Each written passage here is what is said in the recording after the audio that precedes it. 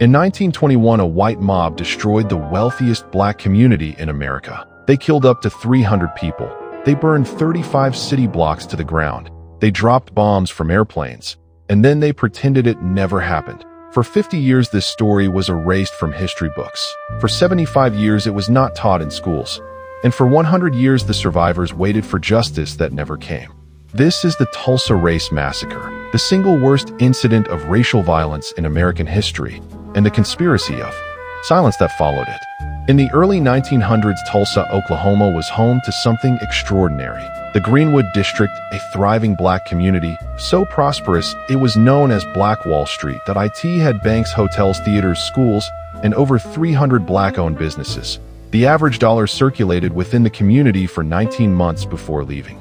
Black doctors, lawyers, and entrepreneurs built wealth and success in a nation that told them they never could. Greenwood was not just a neighborhood, it was proof that black Americans could thrive despite Jim Crow, despite segregation, and despite white supremacy. But that success made it a target in a city where the Ku Klux Klan held enormous influence. A prosperous black community was seen not as an achievement, but as a threat. And in May 1921, that threat was eliminated. The massacre began with an elevator ride. On May 30th, 1921, a 19-year-old black shoe shiner named Dick Rowland entered an elevator operated by a 17-year-old white woman named Sarah Page. Something happened in that elevator. Some say he tripped and grabbed her arm. Others say they were in a secret relationship. Whatever happened, Sarah Page screamed. Police arrested Dick Rowland.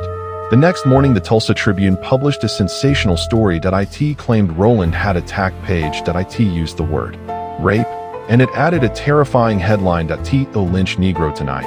By evening, a white mob of thousands had gathered outside the Tulsa courthouse. They wanted Dick Rowland, and they were willing to kill to get him. 75 black men from Greenwood went to the courthouse. They were not there to fight. They were there to protect Dick Rowland from being lynched. They offered to help the police. The police refused. Then a white man tried to disarm a black veteran. A shot was fired, and hell broke loose. 10 white men died in the initial chaos. The mob grew to 10,000 people. They were deputized by the police. They were armed by the National Guard. And they were given a single mission: destroy Greenwood. Dawn on June 1st, a whistle blew. The mob moved systematically through the district. They looted homes. They stole jewelry, cash, and valuables. They set fires, and they shot anyone who tried to escape. But the worst was yet to come. The mob did not just use guns and fire. They used airplanes.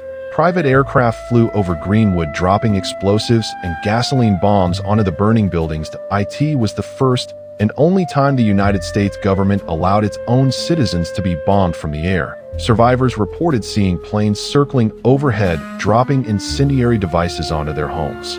The destruction was total. 35 city blocks burned to the ground. 1,200 homes destroyed. 191 businesses wiped out. 21 churches demolished.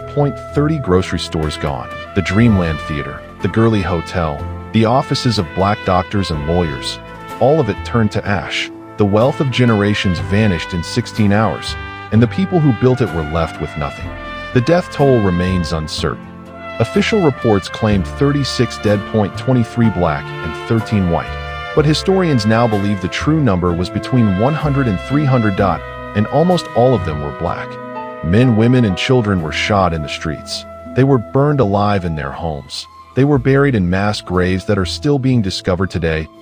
800 people were injured. 10,000 were left homeless. Survivors were rounded up by the National Guard and placed in internment camps under armed guard. They were not treated as victims. They were treated as prisoners. The city of Tulsa promised to help rebuild. It promised justice. It promised truth. And it delivered none of them. The cover-up began immediately. Newspapers that had reported the massacre suddenly stopped. The Tulsa Tribune removed the inciting article from its archives. Before editions were recorded onto microfilm, damaging stories were deliberately erased.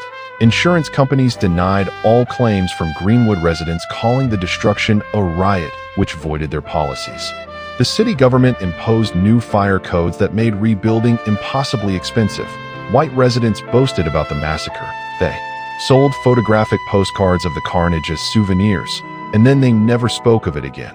For 50 years, the Tulsa Race Massacre was erased from history books. For 75 years, it was not taught in schools. A 2001 survey found that 83% of Oklahomans never received a full lesson on the massacre in their K-12 education. State Senator Kevin Matthews, who grew up in Tulsa, first learned about it from a VHS tape his great-uncle gave him. He was in his 30s, that I thought it was a fictional movie, he said. I could not understand how I could be an adult and not know this story. Despite everything Greenwood rebuilt, within months, Black residents who had lost everything pooled their resources and started over. By 1925, the district hosted the National Negro Business League Conference. By the 1940s, Greenwood boasted 242 Black-owned businesses. The community refused to die. But white Tulsa had other plans. In the 1960s, city planners launched urban renewal projects. They built an interstate highway straight through the heart of Greenwood. They used eminent domain to seize property. They rezoned the area for industrial use. And they implemented redlining policies that prevented banks from lending to Black residents. Greenwood was destroyed a second time.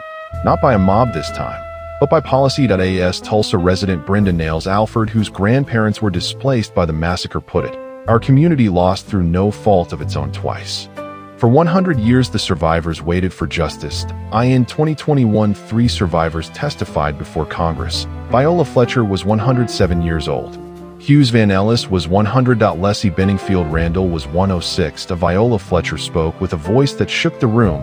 "I am here seeking justice," she said. "I am asking my country to acknowledge what happened in Tulsa in 1921. I still see Black men being shot and Black bodies lying in the street. I still hear the screams. I have lived through the massacre every day. Our country may forget this history, but I cannot. I will not. And other survivors do not. And our descendants do not." She was 7 years old when the mob came.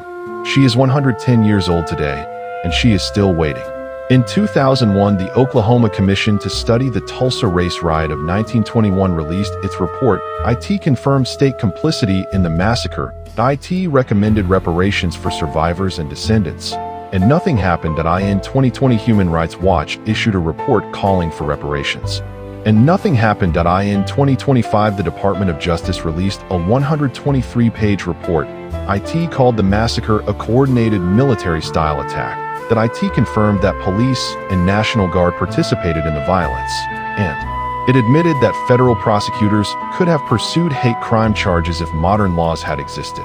But the report also concluded that no one can be prosecuted now. The youngest potential defendants would be 115 years old. And the statutes of limitations expired decades ago. The Justice Department broke 100 years of silence and delivered 100 years too late.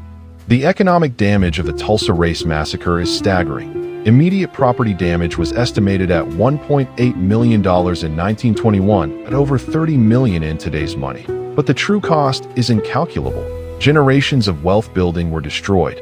Black families lost homes, businesses, and savings that could have been passed down to children and grandchildren. The Brookings Institution calculated what that wealth might be worth today if it had been allowed to grow. It could have financed college educations for thousands of Greenwood descendants. It could have bought homes, started businesses, and built generational wealth. It could have transformed the lives of an entire community. Instead, it was stolen and then erased, and the people who stole it never paid it back. For decades, the Tulsa Race Massacre survived only in memory. Survivors told their children. Children told their grandchildren. And the story lived in whispers. Then in 2019, HBO's Watchmen opened with a stunning recreation of the massacre. Millions of viewers who had never heard of Tulsa suddenly saw it in vivid color. In 2020, Lovecraft Country featured it again. In 2021, documentaries and news coverage exploded for the centennial. For the first time, millions of Americans learned what happened. But media attention is not justice, and awareness is not reparation. The story of Tulsa is now being told, but the debt has never been paid, and the wounds have never healed. The Tulsa Race Massacre is not just a story about the past. It is a story about power, about who gets to write history, about who gets to forget, and who is forced to remember. The cover-up was not an accident. It was a choice. Businessmen, politicians, and newspaper editors made a deliberate decision to erase this story from history. They knew that memory is power, and they knew that forgetting is the ultimate victory. When a nation forgets its crimes, it avoids accountability. When a community is silenced, It loses its voice, and when history is rewritten, the victims die twice, once in the violence, and again in the silence. Tulsa teaches us that history is not just what happened at IT, is what we choose to remember and what we choose to forget. In 2021, Tulsa finally acknowledged the massacre. City officials apologized that a memorial was built, but Viola Fletcher is still waiting. She is 110 years old, and she has lived through the massacre every single day of her life. She has seen her city pretend it never happened. She has seen her country look away, and she has seen her story finally told after a century of silence.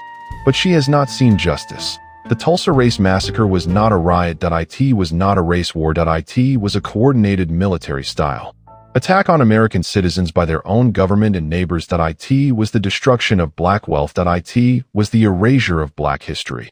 And it was the theft of black futures.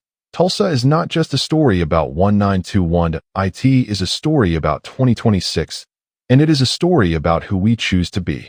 This was the Tulsa Race Massacre, the worst incident of racial violence in American history, and the conspiracy of silence that followed it. Subscribe for the next episode of Forgotten Origins, because history is stranger than fiction, and we are just getting started.